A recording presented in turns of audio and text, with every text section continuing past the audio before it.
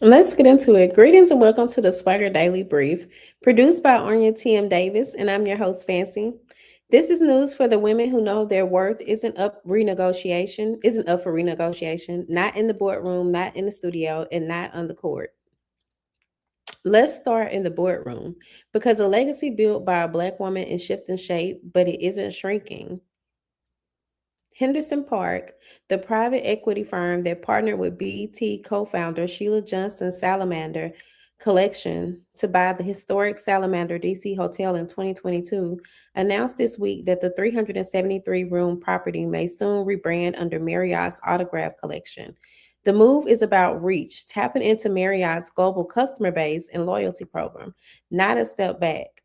The hotel is expected to stay open and keep taking reservations through the transition. And Johnson's empire isn't going anywhere. Her portfolio still includes the flagship Salamander Resort in Middleburg, Virginia, PGA National in Palm Beach Gardens, Hotel Bennett in Charleston, Half Moon in Montego Bay, Aspen Meadows in Colorado, and Innisbrook in Florida. My thoughts? Here's what I need y'all to understand. Partnering with the bigger name doesn't mean you've lost your name. Sheila Johnson didn't build an empire by building onto every property with a white knuckle grip. She built it by knowing when to scale and when to hold. A brand flag on the door doesn't touch who owns the building or who cashes the check. That's the difference between ego and strategy. So, my question for you guys, where's the line for you between smart scaling and selling out? Tell me in the comments. Also, if you are enjoying the broadcast, don't forget to like and share.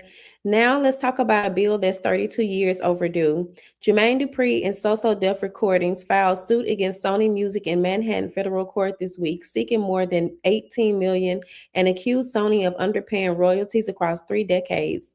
The suit names Mariah Carey, Usher, Chris Cross, Xscape, Bow Wow, Da Brat, Jagged Edge, Jaquan, and Bone Crusher amongst the artists affected, and alleges Sony hid royalty accounts and reworked old statements to cover up what it owed.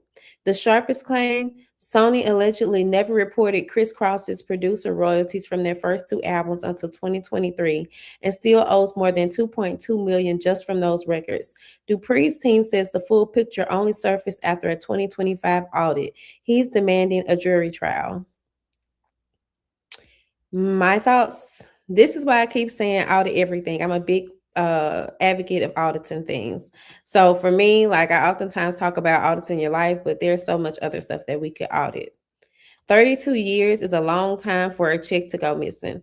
And it took an outside audit to even find it. Whether it's your royalty statement or your paycheck, somebody counting your money for you is not the same as somebody counting it correctly. Dupri built careers for a generation of artists. The least the industry owes him is an honest ledger. My question for you guys, have you ever had to fight to get paid what you were actually owed? Tell me in the comments. And don't forget to like, share, subscribe. Let's close with the conversation about the league can't dodge anymore.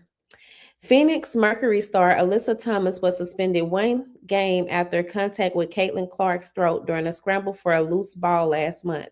What followed was less about the foul and more about the fallout. Thomas says she's received death threats and racial slurs since the incident, while Clark herself pushed back on the coverage, calling the ongoing pile-on a real disservice to our league. Scholars are now weighing in on what the disparity in scrutiny and in protection reveals about how race shapes who gets grace in this league and who doesn't. My thoughts, I want to sit with this one. When Caitlin Clark speaks up for Alyssa Thomas, that's worth noting. But it shouldn't take the league's biggest star vouching for a Black woman for people to pump the brakes on death threats. The scrutiny gap is the story. Same league, same foul, wildly different consequences, depending on who's standing where where the cameras are pointed. Excuse me. Do you think the coverage of the incident has been fair to everyone involved? Tell me in the comments.